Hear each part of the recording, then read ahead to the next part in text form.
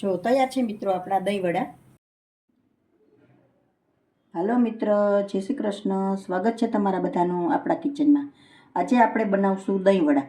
એના માટે મેં અડદની દાળ લીધેલી છે અને ચોખા લીધેલા છે, બે સરખા ભાગે લીધેલા છે. હવે આને આપણે સારી રીતે ધોઈ નાખશું અને પછી પલાળી દઈશું. સારી રીતે ધોઈને મેં પલાળી દીધા છે. હવે આપણે આને 4 થી 5 કલાક આમને રહેવા દઈશું. દાળ ચોખા આપણા સારી રીતે પલળી ગયા છે. 4-5 કલાક આપણે પલાળેલા હતા, સારી રીતે પલળી ગયા છે. જોઈ શકો છો તમે, કટ થઈ જાય છે. હું આમાં ચોખા પણ એડ કરું છું એટલે વડા છે ને આપણા એકદમ સરસ ક્રિસ્પી થાય છે. એટલા માટે હવે આપણે આને પીસી લેશું. હવે આપણે પીસી લેશું. એની હારે હું મરચાં અને આદું બંને એડ કરી દઈશ અને એક બરફની ક્યુબ પણ નાખી દઈશ, એટલે આપણું મિક્સર પણ ગરમ ન થાય અને પીસાય પણ સરસ. પીસાઈને રેડી છે આ બેટર આપણું. હવે નિમક એડ કરી દઈશું અને આદુ મરચાંની પેસ્ટ મેં આમાં જ પીસી નાખી ને એડ કરી દીધી છે. હવે એક જ ડાયરેક્શનમાં આવી રીતે આમ ફેટવાનું છે, એટલે હવાના કણ ભરાય ને એના હિસાબે આપણા વડા છે ને એ સરસ થાય, પોચા એકદમ. આમ એક જ ડાયરેક્શનમાં ચલાવવાનું છે.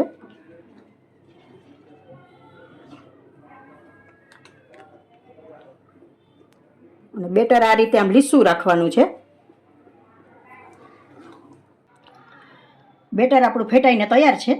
તો હવે આને 2 મિનિટ માટે આપણે રેસ્ટ આપી દઈશું. ત્યાં સુધીમાં આપણે મીઠું દહીં બનાવી લેશું. મીઠું દહીં બનાવવા માટે આપણે પીસેલી ખાંડ મેં લીધેલી છે 1 કપ, એ એડ કરી દઈશું. મરચાંની કટકી એડ કરી દઈશું. આ શેકેલા જીરાનો પાવડર છે પણ એડ કરી દઈશું. સારી રીતે મિક્સ કરી લેશું.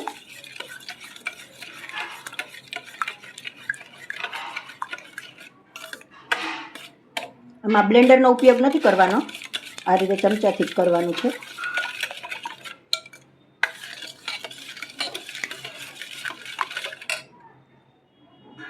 ધાણા થોડા એડ કરી દઈશું. તૈયાર છે આપણું દહીં. હવે આપણે વડા બનાવવા માટે તેલ લઈ લેશું. આપણે બેટરને રેસ્ટ આપેલો હતો, હવે આપણે વડા બનાવી લેશું. તેલ આપણું રેડી છે.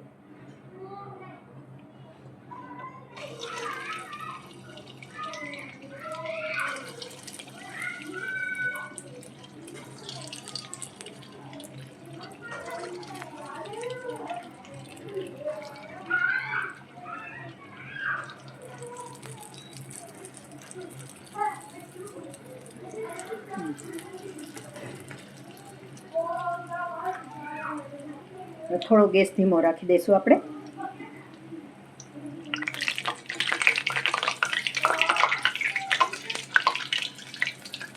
બધા વડા આ રીતે કરી લેશું આપણે. જો વડા રેડી છે આપણા. જો તમે જોઈ શકો છો, એકદમ અંદરથી જાળીદાર સરસ થયા છે. મેં હુંફાળું પાણી લીધેલું છે, એમાં એડ કરી દઈશું આપણે, એટલે થોડા નરમ થઈ જાય. અને પછી દહીંમાં એડ કરી દઈશું.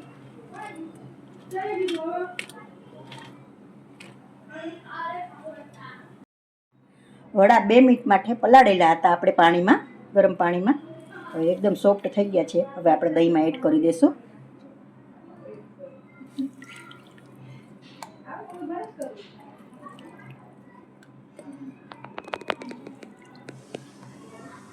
વડા આપણા તૈયાર છે. મેં બાઉલમાં લઈ લીધા છે. હવે બધું ઉપર એડ કરી દઈશું. મીઠી ચટણી છે, થોડી તીખી ચટણી પણ એડ કરી દઈશું.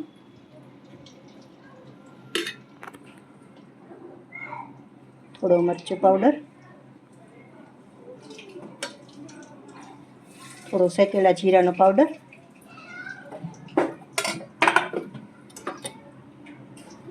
દાડમ, થોડા ધાણા છાંટી દઈશું. જો તૈયાર છે મિત્રો આપણા દહીં વડા. જો તમને મારી આ રેસીપી પસંદ આવી હોય તો લાઈક, કોમેન્ટ ને શેર કરશો.